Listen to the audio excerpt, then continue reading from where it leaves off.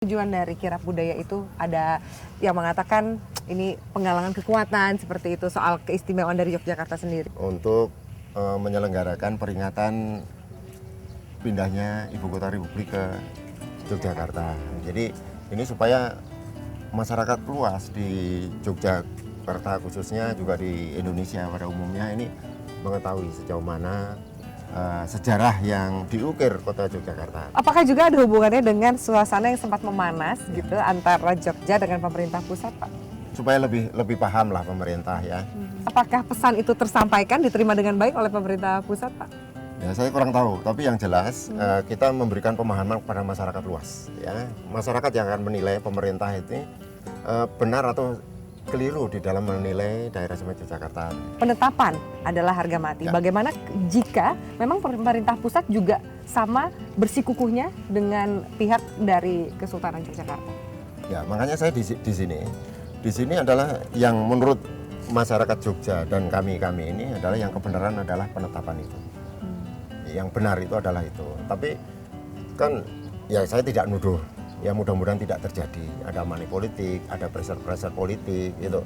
Jadi itu yang sangat tapi rakyat mencatat itu. Pasti mencatat itu yang paham. Ya, sehingga hati-hati. Jadi rakyat Jogja tidak perlu terlalu gelisah. Jadi kalau kita tidak berhasil di DPR RI nanti dengan mungkin adanya money politik atau pressure politik, harapan kami mendukung kami. Jadi, sehingga dengan keteguhan hati kita, ya nanti kalau next itu presidennya yang lain, mungkin kita bisa mengajukan perubahan. Amanat 5 September adalah pengorbanan harga diri musuh. Sejarah itulah yang menjadi acuan banyak kalangan agar keistimewaan Yogyakarta dilanggengkan. Tapi benarkah keistimewaan Yogyakarta identik dengan penetapan gubernur?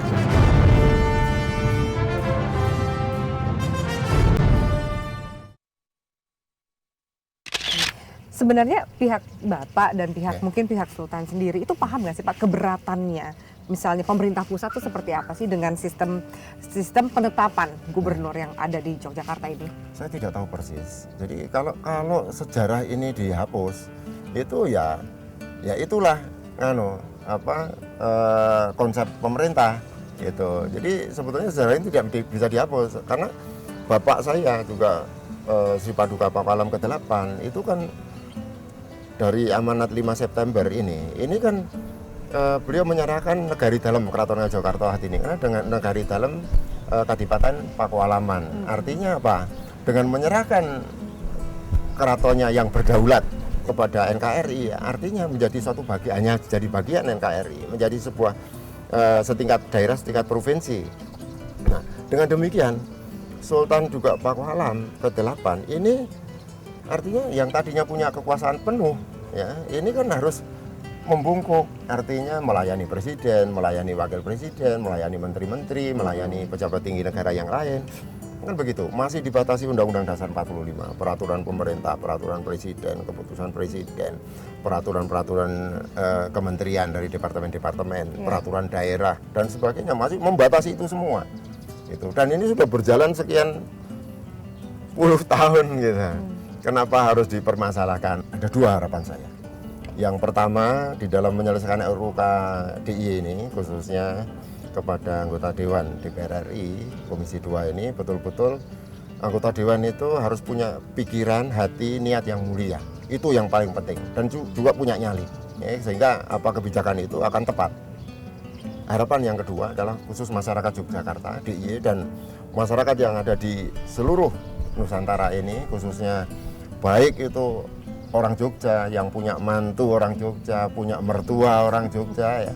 Saya harapkan betul-betul kita harus bersatu untuk melawan seperti ini. Ya, sehingga jangan sampai kita menyesal sampai anak cucu. Jadi ini merupakan suatu harga mati bagi rakyat Jogja saya kira. Jadi penetapan adalah harga mati. Ya. Sempat ada juga bergulir isu referendum, bagaimana Bapak melihat itu? Referendum itu menyalahi amanat 5 September. Amanat 5 September itu sejarah, Mbak.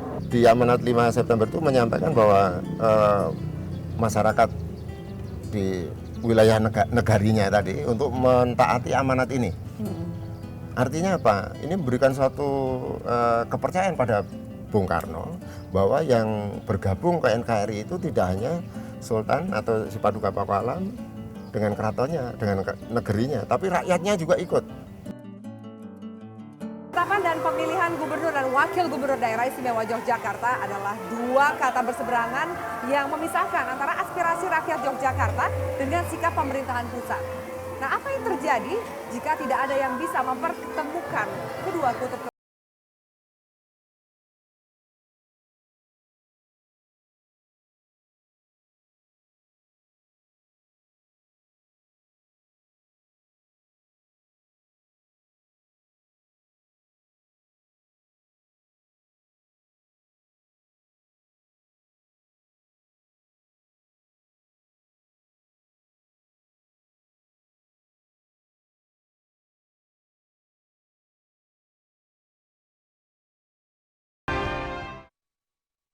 Saya juga pernah membaca sebuah artikel gitu, ada celotehan dari seorang pimpinan partai. Oh, ini Anda sedang masuk angin karena iya, ditinggal Mbah Marijan. Soalnya membalas mulutmu harimaumu. Ya. Bagaimana keterkejutan Anda ketika mendengar Pak Oh, Muharrem? saya tidak terkejut karena saya sudah, itu merupakan suatu konsekuensi logis ya. Saya mundur pasti ada yang marah gitu. Jadi saya akan menerima cacian apapun yang saya terima. Tapi saya menyampaikan waktu itu melalui Metro juga bahwa mulutmu harimaumu. Mulutmu harimaumu itu maksudnya apa, Pak? Kalau mengucapkan sesuatu itu akan didengar, dicatat oleh masyarakat, orang lain kan begitu. Jadi kalau mengucapkan tidak cerdas, tidak santun, ya akhirnya ya orang akan mendapatkan balasan yang kritikan yang mungkin lebih tajam begitu. Jadi jangan menghina orang, jangan mencaci orang kalau tidak mau dicaci orang lain. Pak Prabowo merasa terhina atau mungkin dengan statementnya Pak Ahmad Muharrem mengatakan Anda meriang ditinggal Mbah Marijan? Enggak apa-apa, enggak masalah. Tidak ada hubungannya dengan sepeninggalannya Mbah Marijan atau memang benar ada ketika keputusan Anda keluar dari Demokrat? Oh enggak ada, sama sekali tidak ada. Kalau saya salah di dalam memberikan statement di koran, setiap saat saya pasti dipecat. Ya, sehingga daripada saya dipecat duluan lebih baik saya mengundurkan diri. Dan sebelum Anda udah feeling, Bapak udah punya feeling saya harus berpikir ke sana. Akan dipecat? Iya, jadi orang itu harus bisa introspeksi global. Itu sebuah keputusan yang matang atau bagaimana? Banyak yang mengatakan bahwa itu keputusan yang emosional. Wah, siapa bilang emosional?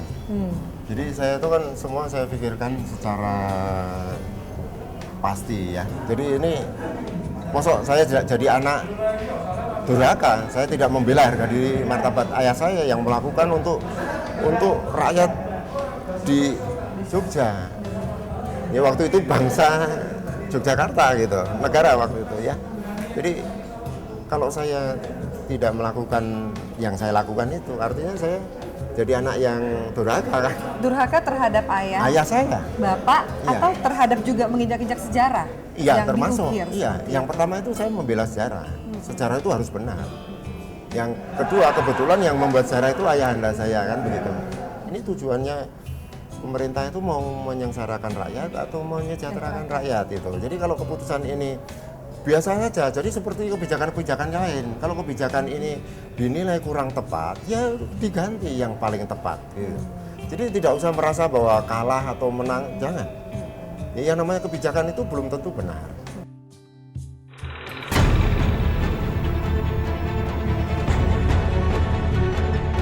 Rancangan Undang-Undang Keistimewaan Yogyakarta masih digodok.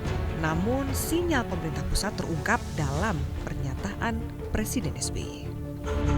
Negara kita adalah negara hukum dan negara demokrasi sesungguhnya. Tidak mungkin ada sistem monarki yang bertabrakan dengan baik konstitusi maupun nilai-nilai demokrasi. Sekarang ini situasi menurut kacamata Pak Prabowo sudah kondusif mengenai situasi yang antara demokrasi atau monarki di statusnya di Yogyakarta ini. Jadi kalau dikatakan kondusif, saya kira tambah panas ya. Malah Karena tambah kita- panas. Ya, Kenapa- saya kira kenapa tambah Bang panas Nas? karena ya seperti kejadian kemarin rumahnya Pak Mulyadi, ya aktivis penetapan, dia ketua paguyuban lurah se-DIY, ini di bom molotov jam 2.30 pagi kemarin. Ya ini yang membuat suatu situasi yang lebih panas dari itu. Apa hasil penelitian? Mungkin Bapak bisa menjelaskan penelitian yang tadi Bapak sampaikan dari teman-teman di UMY ini. Jadi lebih dari 96% masyarakat 93 atau 96% masyarakat DIY menghendaki penetapan. 97% itu lulusan perguruan tinggi. Ini kan luar biasa. Harapan kami jangan mengatakan ini monarki atau demokrasi. Monarki itu ada bagusnya. Artinya apa? Ada yang bagus, ada sultan yang agung, raja yang agung di dunia juga ada gitu. Artinya raja tersebut itu menjalankan suatu kebijakannya pasti tepat. Artinya ada demokrasi, menghargai masyarakat, mengayomi masyarakat dan seterusnya dan seterusnya. Sedangkan demokrasi, ada demokrasi yang tidak tepat. Artinya demokrasi misalnya anggota dewan menentukan gaji sendiri, menentukan dana purna tugas sendiri, menentukan kunjungan kerja sendiri. Nah itu semua ada baik buruknya. Sepanjang yang penting adalah kepemimpinannya seperti apa. Presiden SBY sempat mengatakan bahwa tidak boleh monarki berbenturan dengan demokrasi seperti itu di sistem republik. Saya kira jangan mengatakan seperti yang saya sampaikan tadi, jangan mengatakan monarki dan lain sebagainya. Itu bentuk satu kepemimpinan mana yang baik itu yang kita ambil.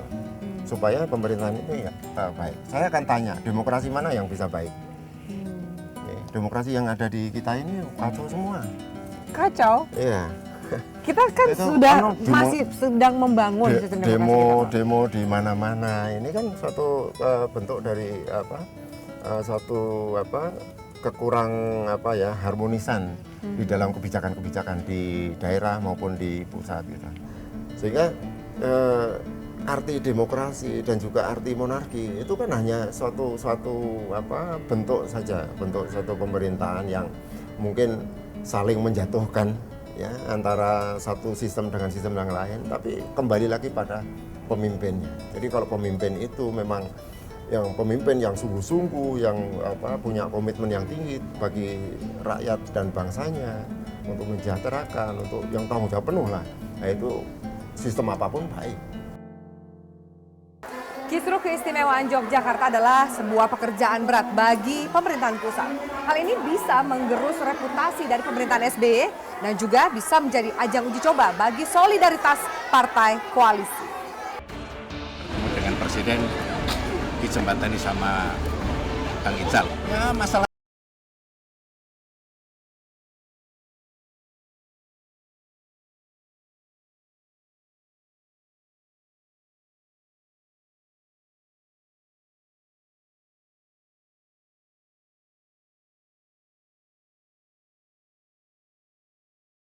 Pak Prabowo menjelaskan bahwa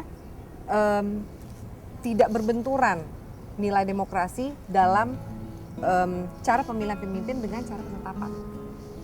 Jadi Kan turun temurun nih Pak. Satu. Selalu akan yang menjadi gubernur selalu akan jadi adalah raja di Yogyakarta ini kan. Bukankah itu berbenturan? Jadi begini, itu salah besar kalau rakyat tidak akan pernah jadi sultan. Ada 3 hal yang harus masuk di dalam RUU keistimewaan DIY. Jadi yang pertama, sultan otomatis jadi gubernur. Artinya itu kalau sultan jadi gubernur jauh lebih istimewa daripada sekedar keistimewaan itu sendiri. Artinya di dalam memberikan motivasi, fasilitasi dan juga memberikan penghargaan kepada elemen masyarakat apapun, itu akan mendorong masyarakat itu lebih bergerak, artinya lebih aktif, lebih positif, lebih segalanya. Kemudian yang Romawi 2 itu sultan tidak mau. Kalau tidak mau, bukan artinya seperti yang sekarang Tidak mau menjadi gubernur ya konteksnya. tidak mau jadi gubernur. Artinya seperti yang kemarin kakak saya katanya pernah bicara tidak mau lagi gitu. Itu mungkin karena betapa jengkelnya, karena tidak selesai masalah ini.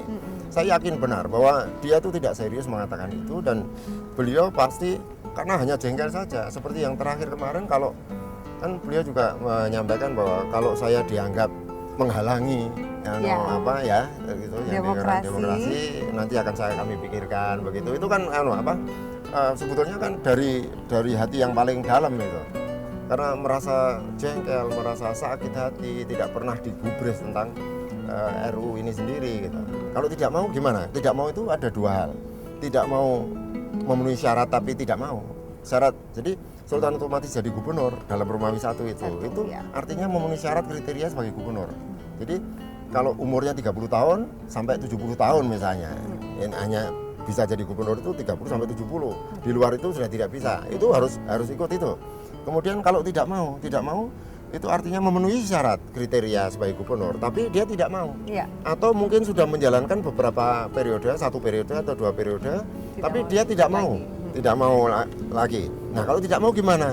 Di paugeran di keraton itu kalau Sultan tidak bisa hadir, itu kan bisa dijadikan satu tolak ukur untuk jadi suatu ketentuan gitu. Jadi kalau tidak bisa hadir itu diwakili oleh putra dalam. Putra dalam itu anak raja langsung. Karena ini kaitannya dengan gubernur, artinya gubernur itu bisa perempuan, artinya karena ini Sultan tidak mau. Dimungkinkan gubernur daerah istimewa Yogyakarta adalah seorang perempuan? Bisa, harus bisa. Ini kan karena Tapi selama ini bisa tidak pernah perempuan. terjadi juga, Pak. Loh, Karena situasinya tidak membuat. iya, situasinya kan begini, ya. Tapi monggo aja rancangannya tergantung RUU-nya, itu tergantung masyarakat maunya gimana kan. Ini kan baru mau kejadian ini. Jadi perlu diatur apakah boleh kalau perempuan, karena gubernur itu bisa perempuan. Karena ini kan mewakili Sultan. Ya. Karena Sultan tidak mau gitu. Ini harus masuk di dalam RUU. Mekanismenya seperti apa? Pemilihannya seperti apa? Apa keraton Sultan langsung menunjuk 1 orang atau menunjuk 2-3 orang atau lebih dimasukkan ke DPRD, yang milih DPRD atau dipilih secara umum itu harus diatur. Jadi banyak skenario. Ya.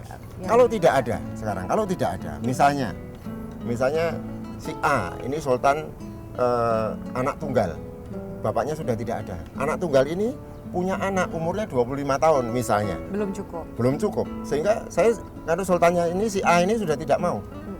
Tidak mau jadi raja. Gimana? Kita serahkan pada pemerintah untuk dibuat satu pertemuan antara pemerintah Depdagri dengan keraton dan Pakualaman. Jadi calonnya itu bisa masyarakat. Kemudian kan anaknya si A ini tadi kan umurnya 25 tahun. Ditunggu sampai 5 tahun kemudian kan 30 tahun. Artinya apa? Ini anaknya ini pada 5 tahun yang akan datang, ini otomatis jadi penetapan. Terus Anda harapkan dari pemerintah pusat? Ajakan berundingkah atau kemudian? Ya saya kira kalau berunding itu menurut kami ya seperti ada di berita diminta untuk ke DPR RI begitu untuk ini. Yuk kita jelas kok. Ini kan masyarakat.